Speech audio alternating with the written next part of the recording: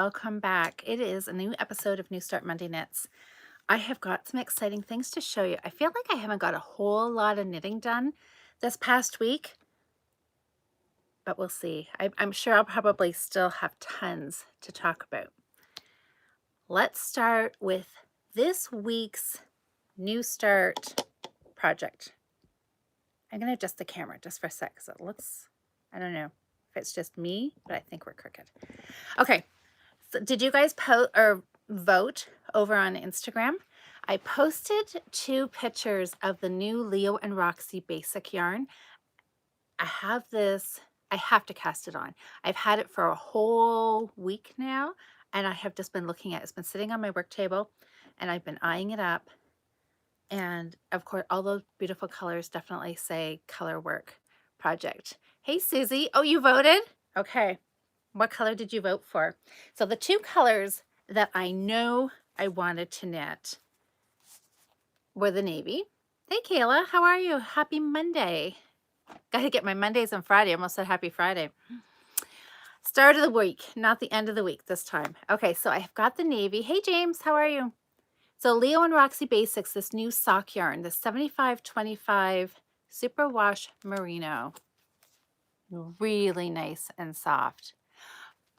Okay, so yes, so navy. This is Queen's Navy. I want this to be my main color. And of course, I had to do the yellow. This is more mustard. And yellow and navy always look so great together anyways, right? The other 2 colors, if you didn't see the Instagram post, this may shock you, but I picked raspberry to be in the running. Hey, Pamela, I'm great. How are you? I just love this. It's more purpley maybe than pink. It's maybe a little deeper. Hey, Nanette, how are you? I know, I love this. And what I really like about this color, I know, to be honest, this is a beautiful color, but would I make a sweater or something or a hat just out of this? For me, no. But pairing it with the yellow, I love yellow and pinky colors together. So the 2 options were this raspberry. Hey, Karen, how are you? You voted raspberry or the classic gray? Oh, that is what you voted for? Okay. So these were the 2. And I was like, which will be the 3rd? Will it be the raspberry? Oh, Kayla, you're saying navy and yellow? I know. I like those 2 together. So I'm sure you guys probably watched the Codependent Knitters, Dawn and Lisa. Hey, Wanda. And Lisa left me a comment on Instagram, and she's like, seriously, is that even a question? Because we all know Lisa loves her gray. So I put her down as voting for gray. So it started out, the pink kind of was ahead of the game at the beginning of the vote first thing this morning. And I thought, okay, it's looking like pink is going to be it. But it was hands down gray. Again, this was definite choice. I think it was, oh, okay. I'm not going to get the numbers right here, but it was like 64-37 or 67-33. I don't know, whatever makes 100. You get the idea. Gray was the winner, which has surprised me a little bit because I thought, with spring coming around the corner, hey, Susan, that I thought more people might have picked pink, kind of really springy, fun, bright kind of colors, but no. So pink, or I shouldn't call it pink, the raspberry is going to, I called it pink in Instagram just because, oh no. Okay, if we happen to get cut off here, I will come back. My phone just said low battery, but it should be charging. So fingers crossed we don't get cut off. So I hope we don't. If we do, I don't know what I will do. Hey, Susanna. Oh, 3 weeks to get the time right. Well, okay. Well, hopefully my phone battery doesn't die on me. I don't know. Maybe I will try to do something different right now before it happens to die. Anyways. Oh, Susan, you started a sock? That's fantastic. So these are the 3 colors. So the raspberry is going to sit out for right now. It'll show up in something because I really do want to put the yellow and hey Jocelyn, I really want to put the raspberry and the mustard together at some point. But I have so many ideas for this yarn. It's, you know, I just want to cast all the things on at once. So this is the winner. That's going to look so pretty. And I'm pretty sure that yellow and gray are the Pantone colors for this year. Okay, my phone's acting up. Oh, a pink and soft gray sock. Oh, I know. That's fun colors, Kayla. I'm going to try to plug my phone in, guys, while we're chatting. So anyways, that's going to be the new project. And I want it to be something simple and quick that I can get knit and finished this week. That is the plan. I'm just going to bend down for a second.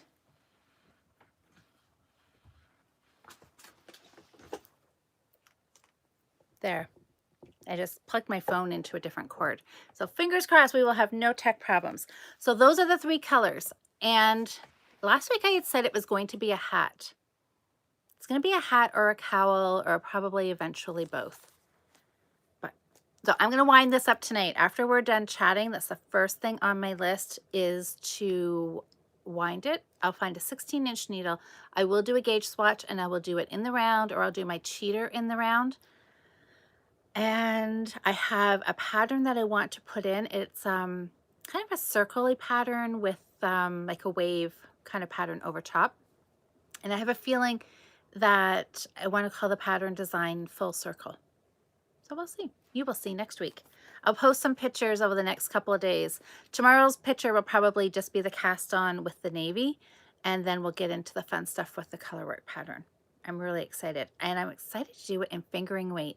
Think because today, I can't wait to see it come out either, Pamela, because I have these ideas in my head, and sometimes, you know, what I'm visualizing doesn't always necessarily come out in the knitting the exact way I want it to, but fingers crossed, I hope so. Today was the first real spring kind of day. This is the first day all winter I did not wear winter boots to work. I wore running shoes. It was about 8 degrees, and even coming out of work, I finished work tonight around 7, and you know, and it's funny how the things that you do automatically, you know, you bundle up with your winter coat and you get it zipped up to your neck, you know, and you go outside of the building and you just brace for that cold air to hit you in the face. Tonight it did not. It is still warm out. So now I'm kind of thinking, I'm like, oh, knitting a winter hat when it feels so warm out just doesn't feel, it feels like I'm out of sync now. But next week it is supposed to be back down to 0. So I figure if I knit a hat now while it's a little bit warmer, I'll have it just in time to wear next week. And I'm thinking a sock weight, like a fingering weight hat will be perfect for this time of year where it's coolish but not super cold. You don't need a super bulky, really woolly warm hat, right? Just a nice lightweight hat, just enough to keep the chill off your ears. Might just be the perfect thing for springtime, right? Oh my gosh, Justin, you got 13 degrees? Oh, I think it's supposed to be 13 in a couple of days. So it's like your warm weather is coming this way to us in a couple of days, which will be fantastic. Okay, that is the new start. I'm going to set this yarn off to the side. I'm going to show you what I finished last week. Last week, you all voted. Remember the yarn called Jam Cookie? This was the Lion Brand Woolies. So it's a super bulky number 6. I used a 7mm needle for both my hat, like 2 weeks ago, and last week was the mitts. You guys voted for mitts last week over a cowl, so I knit mitts.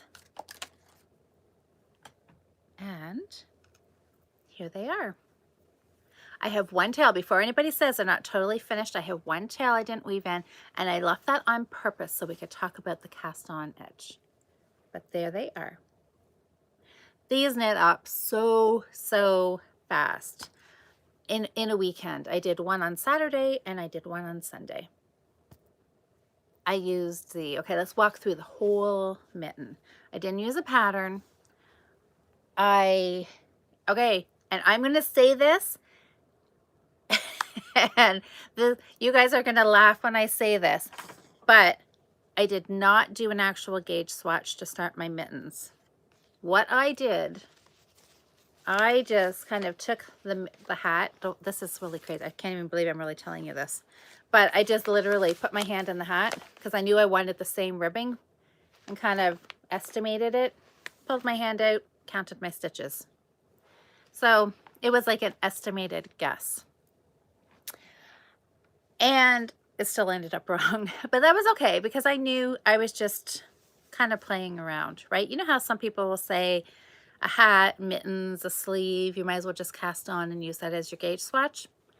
And that's, and I'm fine with that as long as you realize, you could be pulling out, and to definitely check and not just carry on your merry way. So anyways, I started the cuff, and I'm not sure how many, I think I put 24 stitches on when I started, and I knit a little bit. I'm looking at it and thinking, this is looking way too big. But ribbing, it starts out looser, and then the more you knit, it snugs in, right? So I did, I don't know, probably most of the cuff, and I put it on, and I was like, yeah, this is way too big. So there again, I had about this much of the cuff. I slid it on and then pinched it to where I wanted a nice snug fit. Counted those extra stitches that I had pinched together, and I think it was 4 stitches. So I just pulled it out and took off 4 stitches from my original cast on. So I put on 20. And my 7mm needle, I cast on using the Italian cast on. Remember we talked about that last week, and I did post a short little video on Instagram of how to do the Italian cast on. So, and I'm pretty sure the Italian cast on and tubular cast on are the same thing. Do you guys have any experience with that? I'm pretty sure it is. I've used this cast on before, sometimes for double knitting, but I'm not sure. I can't honestly remember what name I called it. That's the only problem when things have so many different names. Everybody kind of knows it by a different name. Anyways, we'll come back and we'll talk about the cast on in a minute. So I did Italian cast on because I wanted another cast on that was a knit one, purl one kind of look.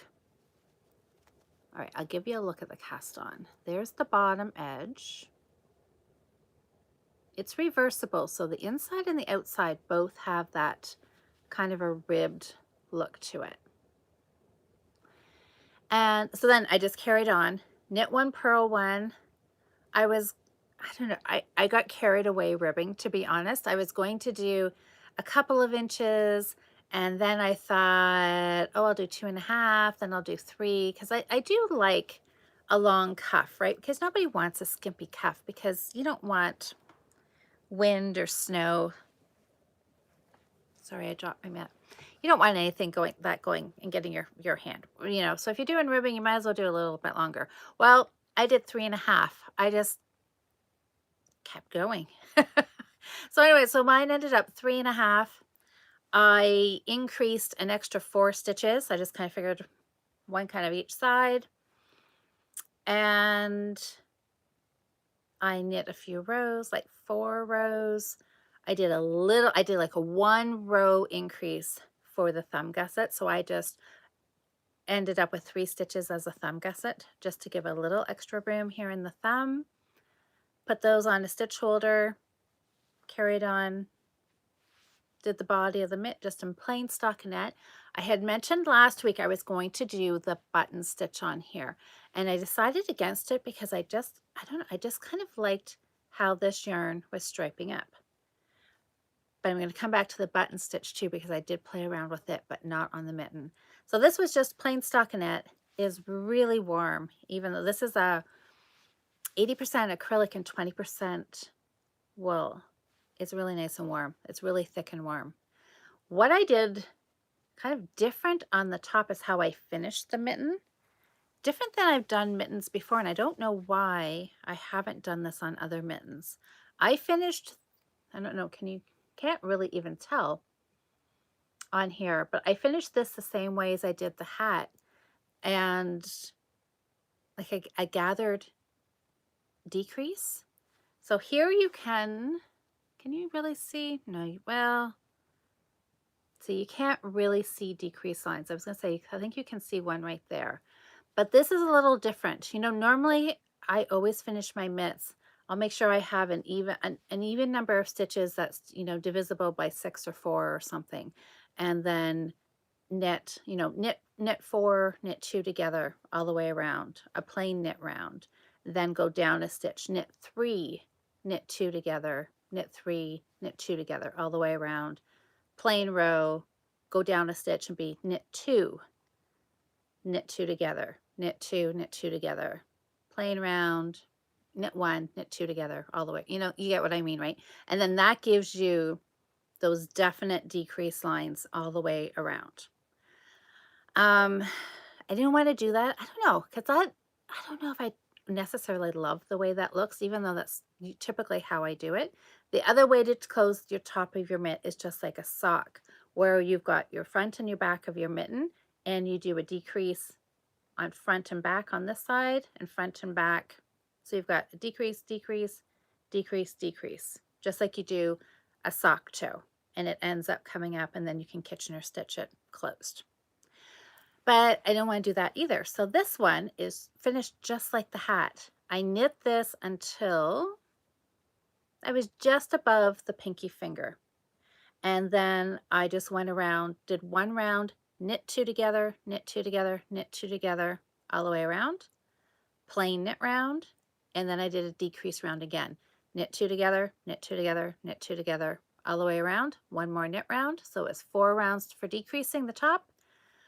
I just had about 6 stitches left, put them on a darning needle, snipped the yarn, pulled it through, and done.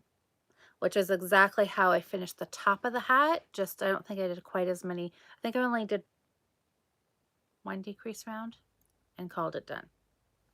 Anyways, I like it. I like how it just snugs it up and you don't have any of those actual decrease lines on it. I kind of like that.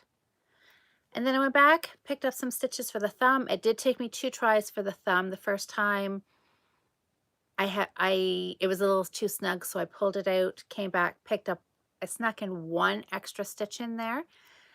So I just had 1 more stitch on my needle and just worked round and round for like 2, 3, 4, 5, 6, 7, 8, I think 8 rounds. And then just do 1 decrease round, knit 2 together, and then pulled them tight and closed them off. Voila, pair of mittens. 1 mitten done in, you know, an evening, kind of early evening, definitely afternoon and evening, and binge watching a few episodes of something, and it was done. Wow, that was that mitten. I just dropped it again. I need to come up with a better system here, you guys. Need to have a table in front of me somehow. Anyways, cast on. The reason why I'm pretty sure that this Italian cast on is also called the tubular cast on is because I'm not sure how well this is going to, I'm going to try to show this to you so it stays focused. The one benefit of this cast on, if you're into like the nitty gritty little details and like things to look, I don't know, matching or perfect, is that this stitch, so see we've got this ribbed column coming down here. If we follow it down, there's that rib, and then it goes right into the inside. So it goes right from the right side, right over the edge and right into the inside. It just follows right over. And so there's the bump. Our cast on yarn literally is running through that. So as that cast on yarn is going up and over, the thread, our yarn is running right through it. So it really does make like a tube. And look at this. It just, You could almost use that as a drawstring, which I don't know if that's a good thing or a bad thing, but that's what it does. Now let's see if I can pull it back out. So I don't know if you get it caught on something and it pulls. Okay, it did wiggle itself back in.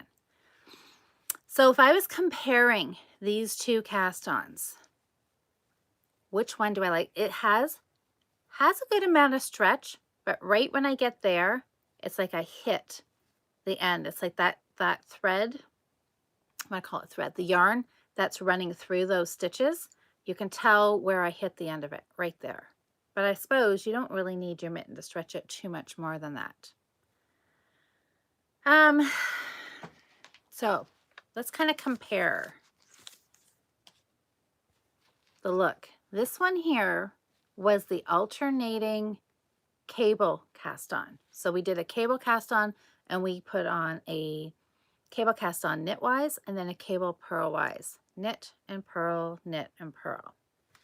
This one here also gives you a knit and purl, and it's a version of a long tail. So the Italian or tubular is a version of the long tail. Which one do you like better? Like look at, like you can obviously tell.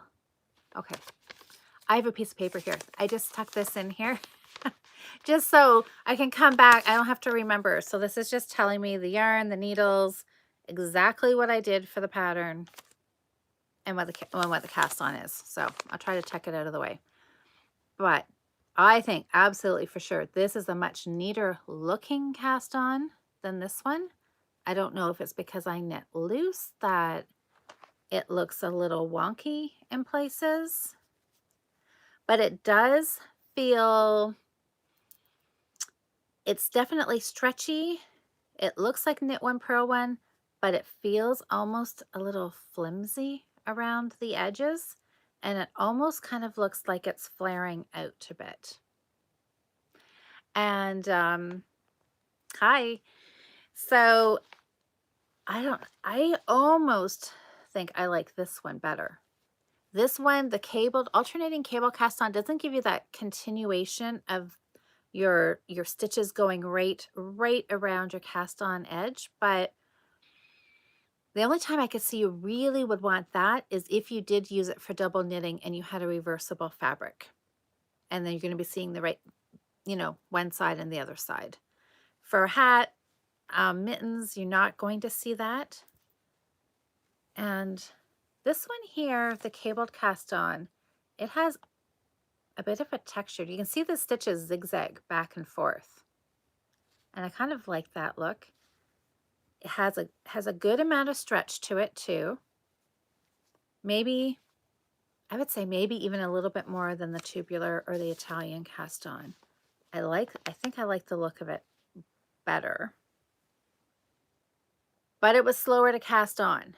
Hands down slower to cast on, because this was a long tail and you could just like really, you could cast it on pretty quick, but it looks a little sloppy, I think, to me.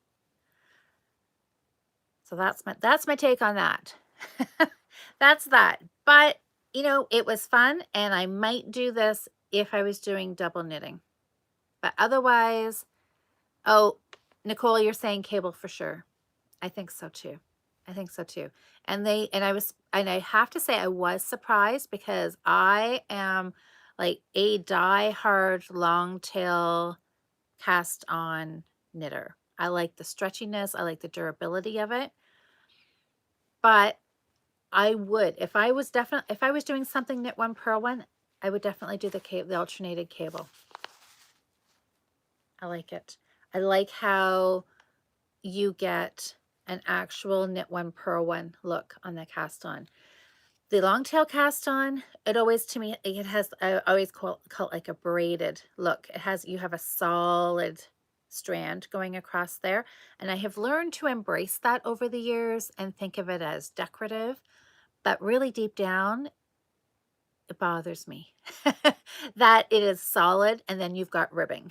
So I much prefer this. So I think I'm going to play around and try this cast on and see how I like it. Oh, you're die-hard long tail too? Well, see, and this is why I mean, I've been, oh my gosh, I've been knitting for so many years, and I have tried these different cast-ons over the years, and then I've just kind of, I don't know why I say gotten into a rut, but I mean, long tail, right? If you ask all of your knitting friends, if you're on a Zoom knitting call and you ask everybody who is knitting, I would bet you almost anything that every one of them, or every one but one, has probably cast on using a long tail cast on, right? Because it's good. It is a good all around cast on. And that's what I tell all my students is that if you were to only learn one cast on, make it be the long tail, and it works, it serves you well for everything. But now, I don't know, this year, back in January, thinking new year, new goals, and whatever, I thought, you know what? I want to revisit some of these and try them again and see what I think. I still would say, that if you're only gonna, if you're a knitter who's like, oh my gosh, yeah, I don't want to learn all this. I just like give me one and call it done, then definitely stick with long tail. Definitely. But if you want to explore a little bit and try some of them, this alternating cable, I give it a thumbs up for sure.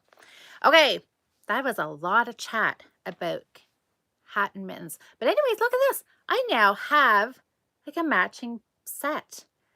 And I am pretty sure that there is one more ball of this lying around that I will probably do a cowl with. Oh, and I'm going to make a pom-pom because you want to see what I have left over for yarn? This surprised me a little bit. I thought I would have had a lot more yarn left over. I'm going to quickly wind this while I chat. Okay. Unless it decides to tangle on me, then it won't be so quick. Let's hope. Fingers crossed. Just when you want something to go quick, it never does, right? So this is what I had left over from the hat. This little bit, which didn't surprise me. I thought that was about right. I didn't do the hat. I did it 9 inches deep from cast on to the decreases. So it's not one that you would fold the brim up. I mean, probably if I had knit the rest of this, might have been enough to get a bit of a fold. So when I did the mitts, again, I thought mitts, they're quick, they're small. I would have also said that I would have used less yarn for the mittens than the hat. And now I'm not so sure. And my scale's not plugged in, so I can't actually, okay, can't weigh it. Okay, I do have a little bit more yarn left over. The hat, okay, what I'm trying to say is the hat did take a little more yarn, but not much. This was the hat. This was the mitts. Pretty darn close though, right? Which surprised me. I thought the hat would have taken more yarn. I don't know why, but I guess they're about the same. So there's a little tidbit for you. But one ball of super bulky will get you a hat and get you mittens. And because I did ribbing takes a little bit more yarn. So if I had switched to stockinette, I would have had a little bit more yarn left over. But really, why do we want that, right? It's better to use the whole ball. So now I have these left over. I was going to use this to make a pom-pom. I have more yarn here than I'll need for a pom-pom because this yarn is so thick. It's not going to take very many wraps to go around my pom-pom maker. And I don't have it here, but I'm going to use one of the larger size ones. Maybe I'll make that an Instagram post and you can see. Yeah, and add a pom-pom to my hat. I don't know, now that spring has decided to come, maybe I will not have a chance to use these. Maybe I will just put these away. Oh my gosh, I don't even want to say till fall. I don't even want to think about fall coming back. But you know what? Winter will come back because I think next week it's supposed to snow a couple of days. But hopefully when it says snow, I'm hoping it just means like pretty little snowflakes in the air that melt as soon as they touch the ground, not an accumulation. We'll see. I may yet have a chance to wear this set. I don't know. It won't break my heart if I have to put it away till November. I could live with that. So this will be a pom-pom, and I don't know, I'm gonna end up with a little bit left over. I don't know what I will do with that. Maybe I'll just start a thick and quick leftover box, and maybe I'll make a scrappy hat or something at some point. So that is that. That was really fun. But it was different to go from that super bulky yarn to knitting my sock. That really felt, 7 millimeter needles down to a 2.25 millimeter. That is like, what is that? There should be a word for that. Can we coin a term for, just that feeling like your fingers are like go like, "Ooh, this is so crazy." So let me grab my sock. Last week I showed you, these are my finished sock. These these are my February socks. I said I was going to stop calling them, January, February, March sock, because apparently I'm only, into the second month in, and I can't keep up. So I'm just going to call them like pair 1, 2, 3, all the way till 12. So I'm hoping that I can somewhere along the way catch up, which I'm hoping is going to be March, because March's pair is going to be little shorty socks. So that's why I'm not stressing too much that this is all I have done on sock number 2 of February's sock. But there's sock number 1, but it's big. It's big, right? It's over 50 grams of yarn. It's Patton's Croy, using up some of this, all those balls that I have in my stash. It's Greener Pastures is the colorway. So it's looking like spring too. But anyways, 2x2 ribbing, which is going pretty quickly. I did pull out yarn out of this ball so I could match up my stripes. I try not to get too stressed out if my stripes don't match totally perfect. And I'm okay. Um, are we back? Okay. Sorry about that. I think that I know that was on my end, not your end. Anyway, so I made a mental note, and I was able to remember it from one sock to the next. Right where the yellow and the black switched colors, that's where I made my slip knot. So I was able to guess right on the money there. So there I am. So I've got the leg almost half done. So I hope, well, I don't know. I'm gonna I'm pretending that is good progress. That's what I worked on. I worked on that for, I don't know, a part of the weekend. I'll show you a little quick peek of my sweater. This was not as successful because I'm going to have to pull it out. When I showed you the sweater last time, I don't think I had started the sleeve. I started the sleeve. Oh, thanks, Nicole. So here's the sweater. So this is that top-down cardigan. And I picked up stitches, the live stitches for this one sleeve. Where is my needle? Oh, all twisted. Okay, here we go. So I'm using some ChowGoo needles, size 4 millimeter, and I'm not sure what the length is, probably like a 36, or I don't, well, no, I guess it's probably a 40. And just kind of working magic loop. Oh my gosh, what is, no wonder, anyways, the sweater, the sleeve, I think is going to give me a lot of grief. I can't even get my needle sorted out here. This is crazy. Okay, here we go. Now I'm showing you the correct side, the right side. Okay, right there. Can you see where I picked up my stitches? You see that line right there? Now, not that that's really bothering me, because hopefully that will block out. Like once it's stretched a bit, and it's worn and wiggled around, hopefully that line, and I don't know if that's just from sitting on that waist yarn.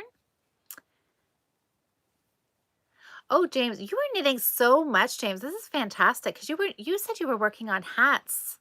Was that Thursday night or Friday night? You were in the chat there. So anyway, but I'm not so worried about that line because that'll disappear. What I am concerned about, do you remember I said I had forgotten what needle size I was using? Because I started this back in October and wanted it finished in November. Obviously it didn't happen. And then I set it aside for Christmas knitting. And I be like Jocelyn and leave them on a needle. I know. Well, I'm starting to think maybe a vest might be a good idea. No, I'm going to finish it. It's going to have sleeves. But I was sure, and I'm still sure that I knit the body of this sweater on a 4mm needle. But of course, I did not write it down, which I should have, but I didn't. And I am sure that my stitches are a little smaller down here than they are up here. Anybody want to know why that could be, even if I'm using the same needle size? And I knew this when I picked the same needle size. And but I thought I would give it a try.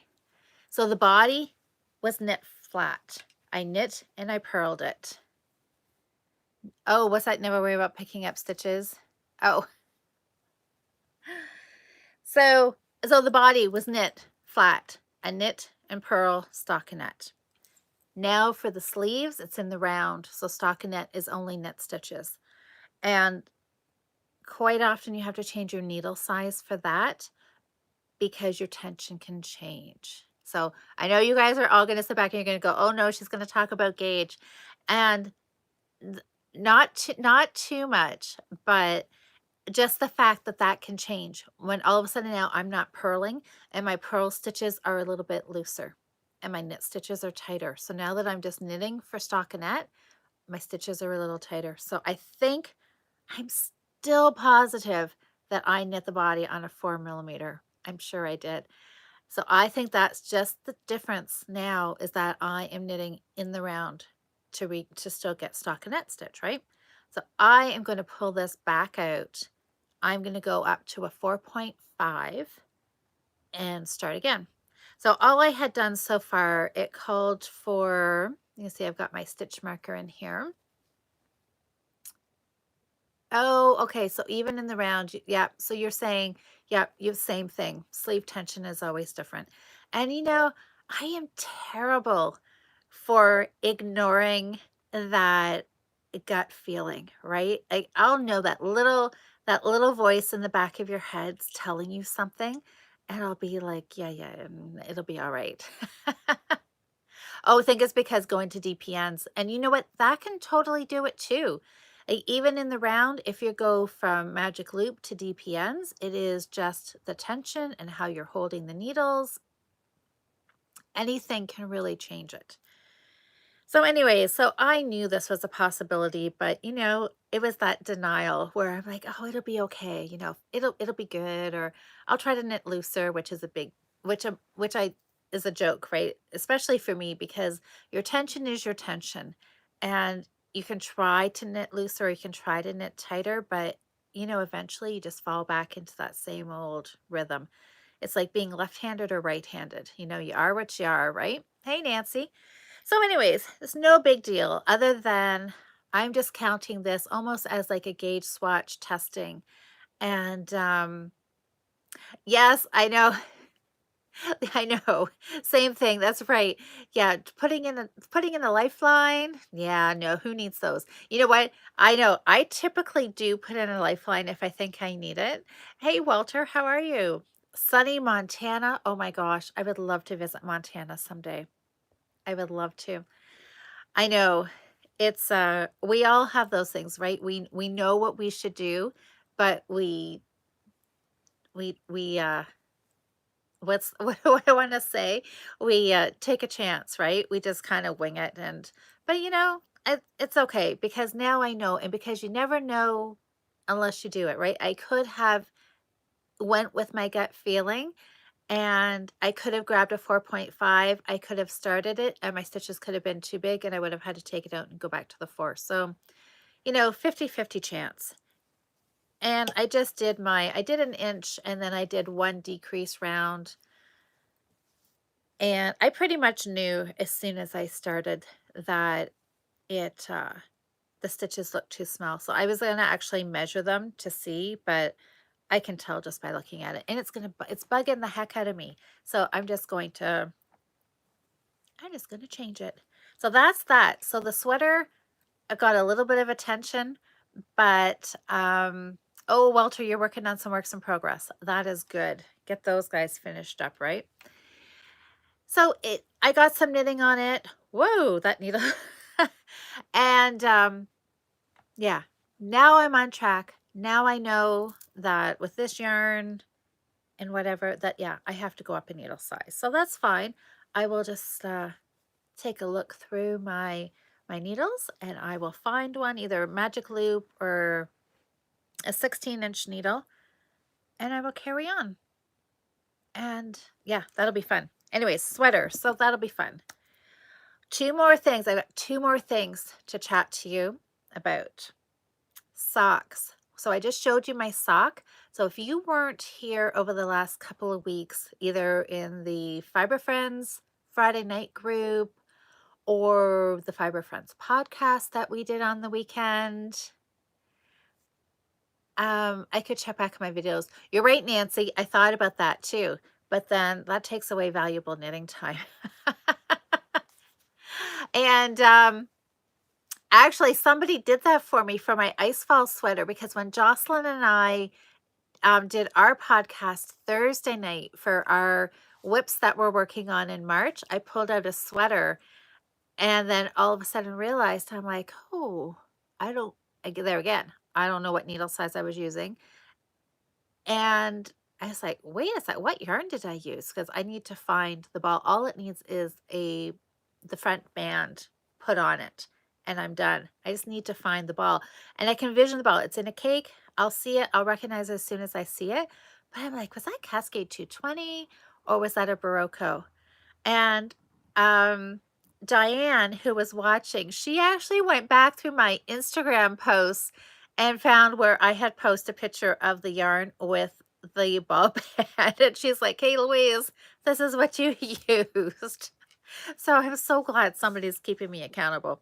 Anyways, what I wanted to say about socks is we are doing a sock knitting challenge over the Easter weekend. And it is open to anybody who wants to do socks. You can be a first-time sock knitter. You can just go over on Facebook and join the Fiber Friends Friday Night Knitting, because that's on the Easter weekend. That's where we'll be posting tons of pictures. And it is just a personal challenge to you. It can be to knit a pair of socks. So we're in the 3-day weekend. We're thinking Friday, Saturday, Sunday. Some people maybe have Easter Monday off. I'm not sure if everybody does or not. But over those, whatever works for you. If you just have Saturday and Sunday, that's fine. If you have the Friday off, you can count Friday as well. See if you can knit a pair in that weekend. See if you can knit one sock in that weekend. Whatever is a challenge for you. If you want to try your very first pair of socks, or if you want to get a sock done to the heel and get that heel turned. It could be a different sock technique. It could be doing toe up. It could be doing 2 at a time toe up on magic loop. It could be trying a 9-inch circular. Whatever would be kind of a fun little challenge to you. Set your own goal and have fun. We figured Easter weekend would be a great time because, oh, what is that? You forgot that's weekend. Oh, spring break. What is, oh,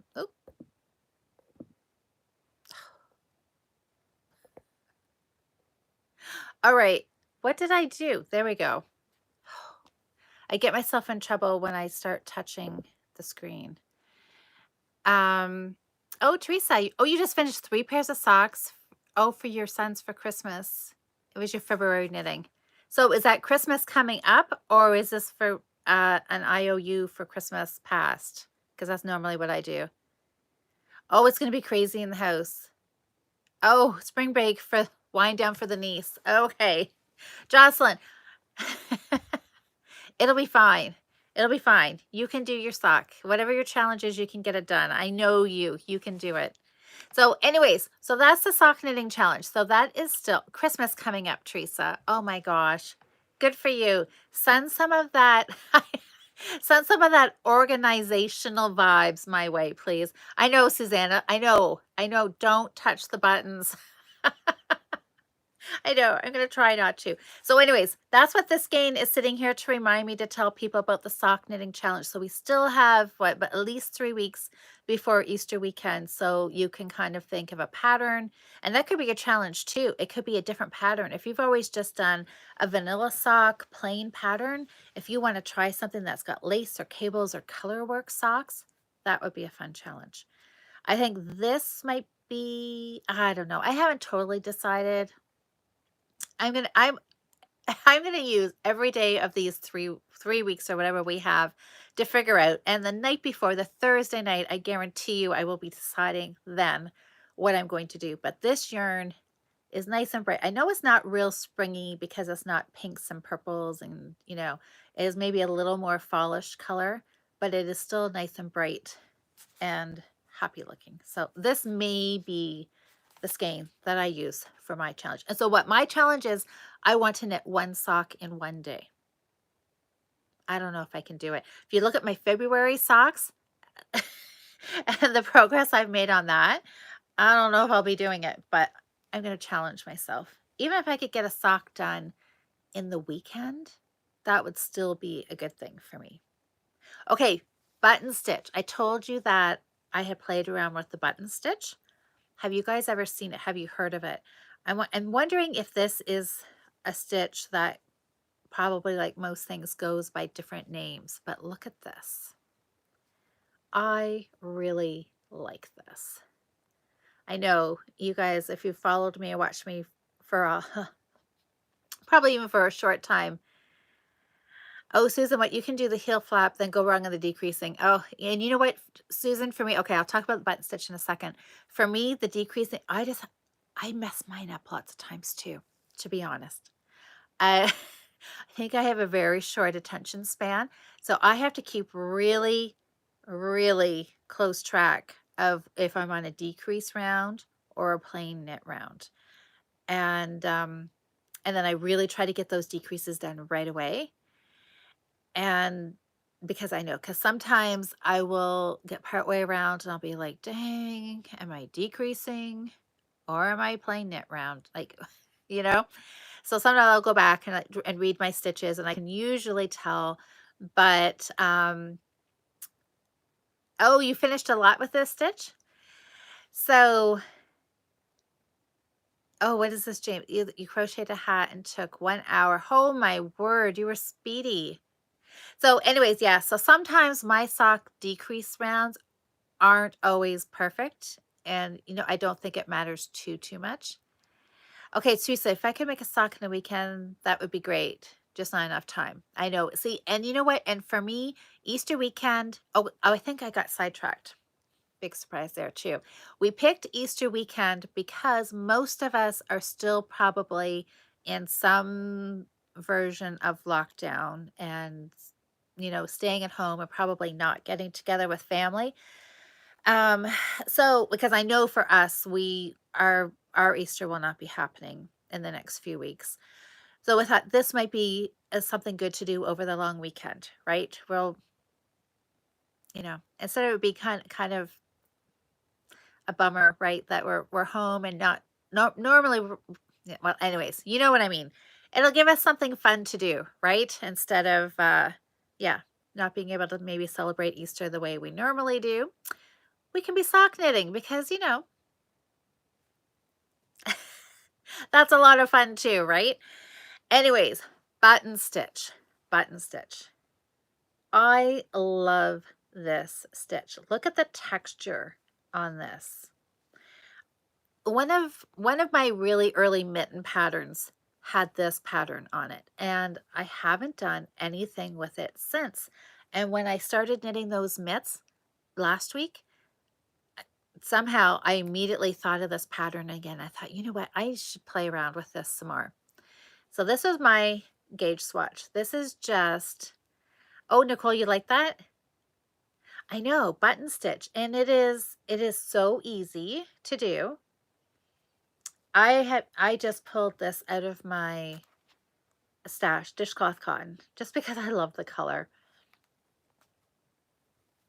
And there it is. So this bottom part, I've just worked the button stitch every knit row.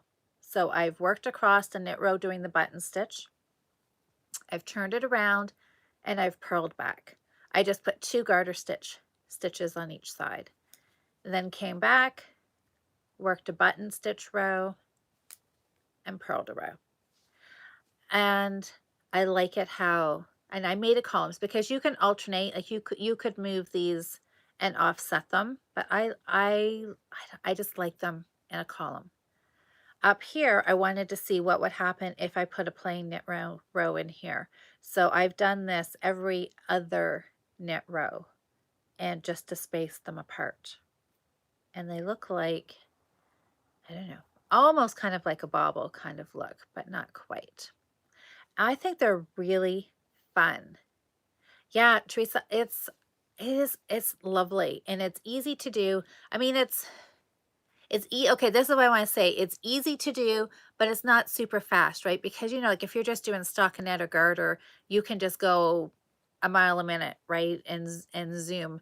But this, you've got to stop, and you're basically making a cable stitch. So I actually cast on down here with the cable cast on. Look at that. I like that. See how you get that zigzaggy look up here? I like that. And it kind of it has a little bit of a texture because you can see the ridges.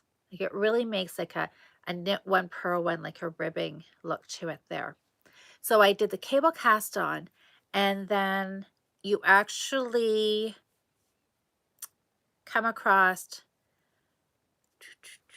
I'm going to do another little video, and I'll put, you know what, I just realized that I did the last video, the Italian cast on, I put it on Instagram, but I didn't put it on YouTube. I'll have to try to do that this Thursday night. Jocelyn and I will not be live Thursday night, so I'll have a free evening. Maybe I'll do some recording and get those up on YouTube. But I will do one of this as well. But what you do is you work across, and this is I'm on a purl row. So, okay, I'm just going to show you, and then next week I'll demonstrate it for you. But you put your needle in between the 2nd and 3rd stitch on your needle, and you put it between your stitches, just like a it would be beautiful on a sweater, wouldn't it?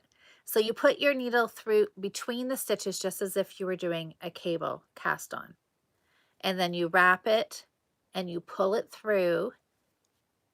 And okay, I'm going to do it here. I'm doing it totally backwards, but there's 3 stitches. So stitch 1, stitch 1, stitch 2, and there's stitch 3. Your needle goes in between stitch 2 and 3. You wrap it around and you pull up your loop. You slide it on the knitting needle. Then you knit it through the back of the loop. Then you slip the next 2 stitches purlwise, and then the button stitch, the one that you just knit through the back loop, you pass it up and over and off. So when you pass it up, over, and off, that's what's giving you that horizontal little stitch there. And that's all there is to it. So you're making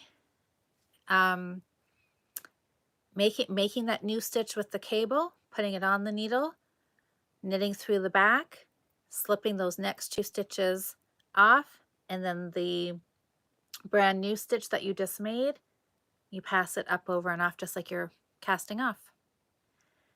And then I just knit 2 stitches in between my columns, and then just did that all the way across. So it's really, really easy, but it is so effective, and it gives you such nice texture. I have got so many plans for some new designs, and this is going to make it into one of the new designs. I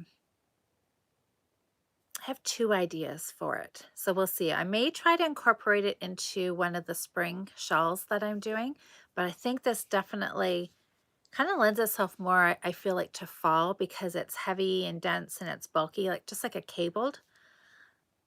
So this will end up being in the fall patterns for sure. But I'm going to put it, I've got some, I don't know if you can, if it's on camera, I think you can see it. My bulletin board back here, I've started putting my swatches up on my bulletin board. So this is pre-planning for the fall for sure. But anyways, it is fun. So I'll do another little, I'll put it up on Instagram for easy, and I'll try to get these ones up on YouTube as well. And then they will be there for future reference, and then mostly for me, so I can go back and refer to them, but they'll be there for you guys too. What cast on do I use for my cuff down socks? I always use long tail for my socks, because I want something really, really stretchy.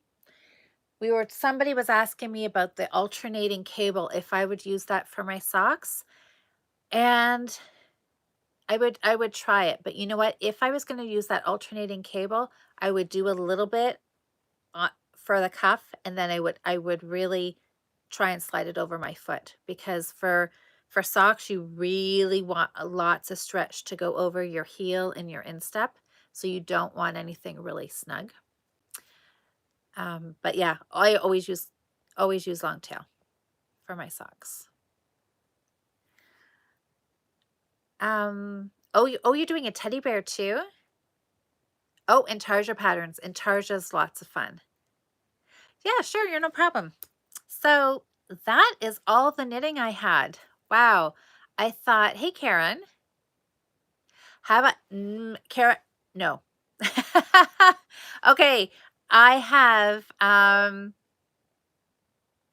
okay. Oh, Joanne, toe up. You know what? That is on my list to get around to this year. I've got a toe up sock pattern that I've used in classes that I've taught. So that is because I want to expand on, yeah, sock knitting. Caroline and I have the group that uses my cuff down pattern, the Learn to Knit Socks with Off the Grid Needle Arts and Wildflower Wool. That is just top down. So I do definitely want to expand on toe up and some different heels for people that are interested in giving something more of a try. So Karen asked about the knitted cast on for socks. No, it is even tighter. It's pretty tight. Now it will work, but it's really, really snug. And if you can, I would switch to do the long tail. I have socks, and and I would never say, well, I've never said anything, because people have gifted me socks, and as soon as I go to put them on, I can tell if they've used a long tail cast on or not. And the knitted cast on, I find a couple pairs that a lovely friend has knitted for me. They just go on your foot. You can tell, because as soon as you go to put them on, it's like hitting a brick wall. It'll stretch some and then it stops. The long tail gives you lots and lots of stretch. So if you're up for changing, go for a long tail instead of knitted for sure. Knitted works, but if you were to if the socks that I have that were gifted to me, if she had cast on even just a little bit tighter, I don't know if I would be able to get them on. So long tail for socks is the way to go. All right, did I see everybody's? Oh, you like the swatch, Audrey? Hi, Audrey. I didn't see you sneak in there. Toe up socks is the only way you knit socks. And you know what? I think I learned how to do socks cuff down, so that always seems to be my go-to. But every once in a while, I switch it up, just because I'm like, oh, I wanted something a little fun, a little different, let's be wild and crazy. That's my version of being wild and crazy, right? It's like, "So let's switch up how I do my socks." I mean, there's no right or wrong way. So for you guys out there who are new sock knitters, there's pros and cons. People do toe up for various reasons. Sometimes they don't like to Kitchener stitch. I don't know. To me, it's like pick your fiddly.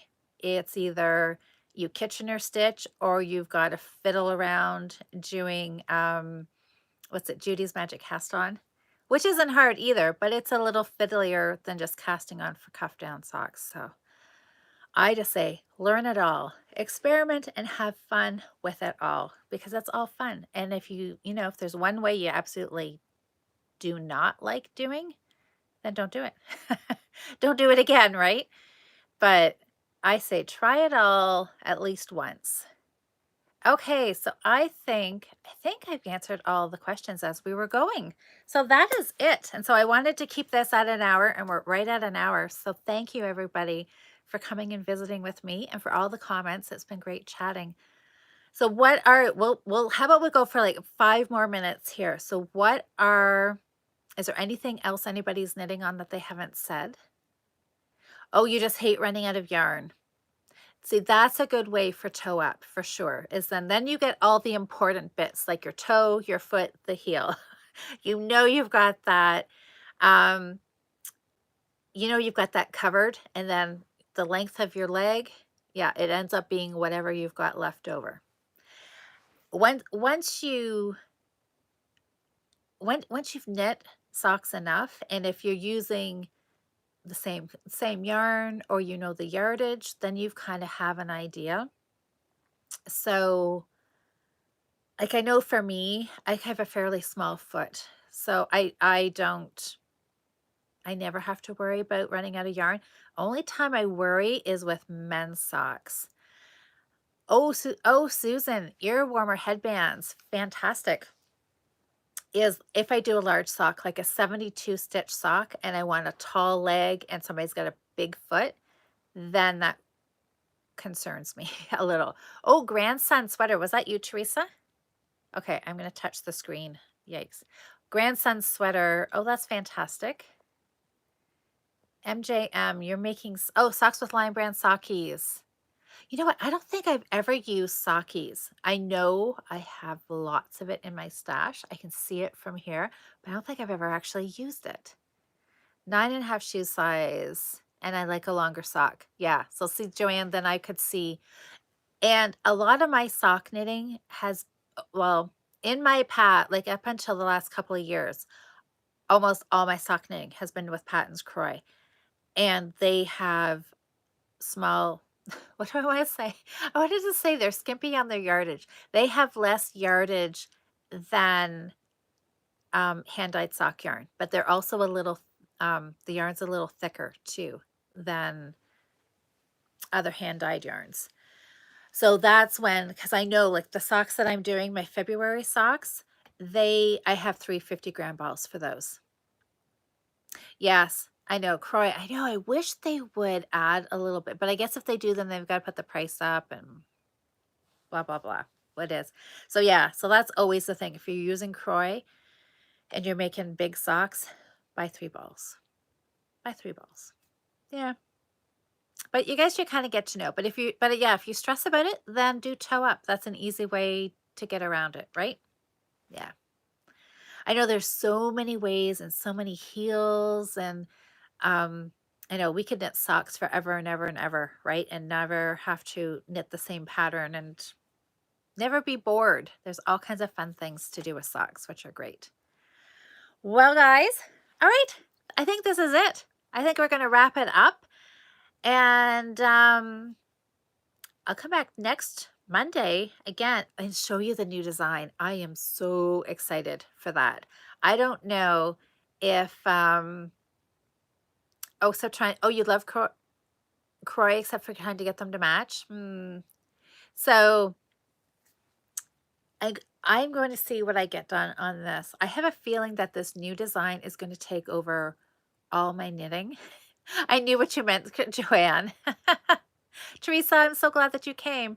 So we'll see. I don't know. Look at this. I've talked for over an hour, and I thought when I gathered up all my knitting today, and I thought, oh my gosh, I got this much of a sock done. I guess I did get my mittens done, but I thought this does not look like a lot.